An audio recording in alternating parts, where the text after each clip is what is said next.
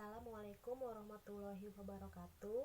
Kami di sini dari kelompok 1 akan menjelaskan mengenai forecasting atau peramalan, suatu materi dari mata kuliah manajemen operasi. Nah, untuk lebih detailnya, mari saksikan video penjelasan ini untuk menambah wawasan dan pengetahuan kalian semua. Selamat menyaksikan. Nah, forecasting itu apa sih? Forecasting atau peramalan merupakan suatu proses memperkirakan berapa sih kebutuhan yang akan mendatang, yang meliputi kebutuhan dalam kuantitas, kualitas waktu, dan lokasi yang dibutuhkan dalam rangka memenuhi permintaan barang atau jasa. Adapun langkah-langkah dalam menyusun atau membuat suatu peramalan. Yang pertama, kita menentukan tujuan. Yang kedua, kita menentukan item independent demand. Yang ketiga, kita menentukan horizon waktu dari peramalan tersebut. Metode untuk peramalan tersebut. Yang kelima, memperoleh data yang dibutuhkan. Yang keenam, memvalidasi metode yang akan digunakan dalam peramalan tersebut. Yang ketujuh, membuat peramalan. Yang kedelapan, yaitu mengimplementasikan hasil dari peramalan tersebut. Yaitu verifikasi peramalan yang sudah dilakukan. Adapun manfaat dan tujuan dari peramalan yaitu satu, menentukan apa yang untuk diperluas. Yang kedua, menentukan perencanaan lanjutan bagi produk lama untuk dikerjakan dengan menggunakan fasilitas yang sama atau yang ada. Yang ketiga, menentukan penjadwalan jangka pendek yang ada untuk dikerjakan berdasarkan peramalan yang ada. Selanjutnya ada klasifikasi peramalan. Klasifikasi peramalan dibagi menjadi 3. Yang pertama itu ada peramalan jangka panjang berkisar antara 2-10 tahun. Peramalan ini digunakan untuk perencanaan produk dan perencanaan sumber daya. Yang kedua ada peramalan jangka menengah berkisar antara 1-2 tahun. Peramalan ini lebih khusus dibandingkan peramalan jangka panjang karena biasa digunakan untuk menentukan aliran kas, perencanaan produksi, dan menentukan anggaran. Dan yang terakhir ada peramalan jangka pendek berkisar antara 1-5 minggu yang biasa digunakan untuk mengambil keputusan perlu tidaknya suatu aktivitas seperti lembur, penjadwalan kerja, dan sebagainya. Selanjutnya ada metode peramalan. Metode peramalan dibagi menjadi 2. Yang pertama itu ada peramalan bersifat subjektif atau kualitatif. Peramalan ini menekankan kepada keputusan hasil diskusi, pendapat seseorang, dan intuisi. Peramalan subjektif terdiri dari 4, yaitu yang pertama ada dugaan manajemen atau manajemen estimate yang berdasarkan atas pertimbangan manajemen, biasanya manajemen senior. Yang kedua itu ada riset pasar atau market research yang berdasarkan atas hasil survei pasar.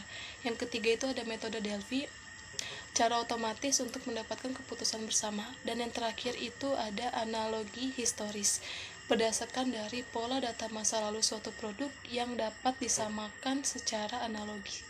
Saya akan menjelaskan tentang metode peramalan. Peramalan bersifat objektif atau kuantitatif. Peramalan yang mengikuti aturan matematis dan statistik dalam menunjukkan hubungan antara permintaan dengan satu atau lebih variabel yang mempengaruhinya. Terdiri dari 2 bagian, yaitu metode time series. Metode ini membuat peramalan hanya berdasarkan pada proyeksi permintaan historis tanpa mempertimbangkan faktor-faktor eksternal yang mungkin mempengaruhi besarnya permintaan. Lalu yang kedua ada metode kasual. Metode ini mengasumsikan hubungan antara variabel terkait dan beberapa variabel bebas yang terkait dengan peramalan. Lalu, metode time series itu terdiri dari beberapa bagian, diantaranya ada metode naif, pendekatan naif. 1.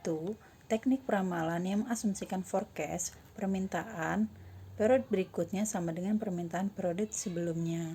Lalu yang kedua ada rata-rata bergerak.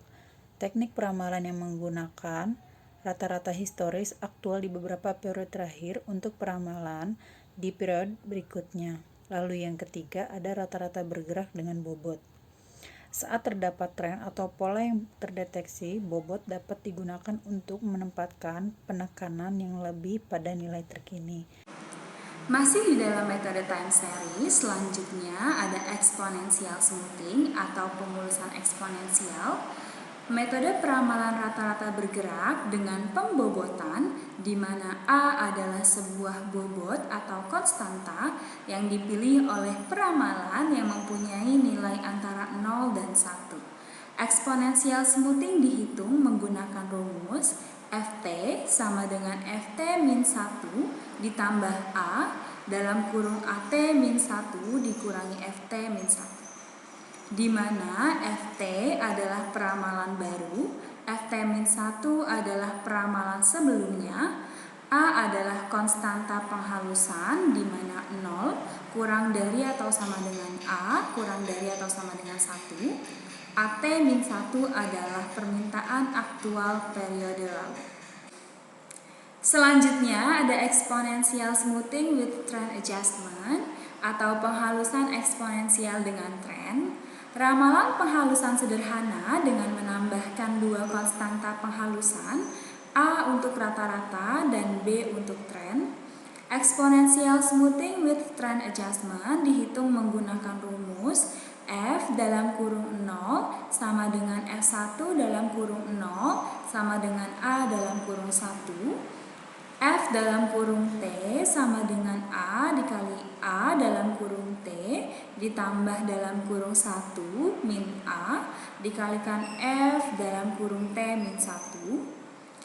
1F dalam kurung T A dikalikan F dalam kurung T ditambah dalam kurung 1 dikurangi A dikalikan F1 dalam kurung T min 1. Selanjutnya ada F dalam kurung T ditambah P sama dengan F1 dalam kurung T, di mana Ft adalah peramalan double exponential smoothing pada periode T, At adalah peramalan single exponential smoothing pada periode T, Ft min 1 adalah peramalan double exponential smoothing pada periode T min 1 dan A adalah konstanta penghalusan di mana 0 kurang dari atau sama dengan A kurang dari atau sama dengan 1. Ini saya akan melanjutkan materi yang sudah dibawakan oleh teman saya, yaitu time series, di mana time series ini terdiri dari salah satunya yaitu proyeksi terhadap tren. Proyeksi terhadap tren ini adalah teknik menyesuaikan garis tren pada serangkaian data masa lalu, kemudian memproyeksikan garis pada masa datang untuk peramalan jangka menengah ataupun jangka panjang. Persamaan secara matematis ditulis sebagai berikut: Y sama dengan A ditambah BX, yaitu Y adalah nilai terhitung dari variabel yang akan diprediksi atau variabel terikat, sedangkan A yaitu persilangan sumbu Y. Untuk B yaitu kemiringan garis regresi atau tingkat perubahan pada Y untuk perubahan yang terjadi di X. Sedangkan X adalah variabel bebas.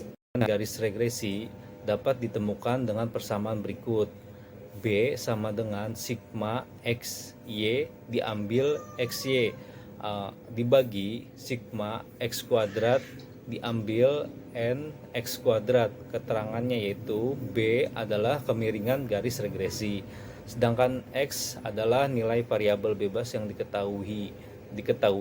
Y adalah nilai variabel terkait yang diketahui. X adalah rata-rata nilai X, sedangkan Y adalah rata-rata nilai Y. Sedangkan N, titik potong sumbu Y, dapat ditemukan dengan persamaan sebagai berikut: A sama dengan Y diambil BX. A adalah persilangan sumbu, B adalah kemiringan garis regresi, X adalah rata-rata nilai X, Y adalah rata-rata nilai Y. Materi selanjutnya adalah metode kausal, terdiri dari yaitu satu metode regresi linear. Pada metode regresi ini, suatu model perlu dispesifikasi sebelum dilakukan pengumpulan data dan analisisnya. Contohnya yang paling sederhana dari metode regresi ini adalah metode regresi linear sederhana dengan variabel pengaruh tunggal. di mana dengan rumusnya yaitu sebagai berikut. Y sama dengan A ditambah BX, di mana Y adalah perkiraan permintaan, X adalah variabel bebas yang mempengaruhi Y, A adalah nilai tetap Y bila X sama dengan 0 atau merupakan perpotongan dengan sumbu Y, sedangkan B adalah derajat kemiringan persamaan garis regresi. Untuk menentukan nilai A dan B digunakan formula sebagai berikut. Untuk menghitung A, sigma Y1 dibagi N diambil B sigma X1 dibagi N. Sedangkan untuk menghitung B sebagai berikut. N sigma X1 dikali Y1 diambil sigma X1 dikali sigma Y1 dibagi N sigma X1 kuadrat diambil sigma X1 kuadrat. Saya akan melanjutkan materi dari rekan saya, yaitu yang ketiga ada rata-rata kesalahan peramalan atau mean forest error, disebut juga dengan MVA. MVA sangat efektif untuk mengetahui apakah hasil peramalan selama periode tertentu terlalu tinggi atau rendah. Rumus MVA sendiri ialah total keseluruhan dari A1 dikurang F1 dibagi N. Dan yang keempat ada rata-rata persentase kesalahan absolute error atau MAPE, menyatakan persentase kesalahan hasil peramalan terhadap permintaan aktual selama periode tertentu. Rumus MAPE sendiri ialah 100 dibagi N, total keseluruhan dari A1 dikurang F1 dibagi A1. Sekian pembahasan dari kelompok kami. Kurang lebihnya mohon maaf apabila ada salah-salah kata. Assalamualaikum warahmatullahi wabarakatuh.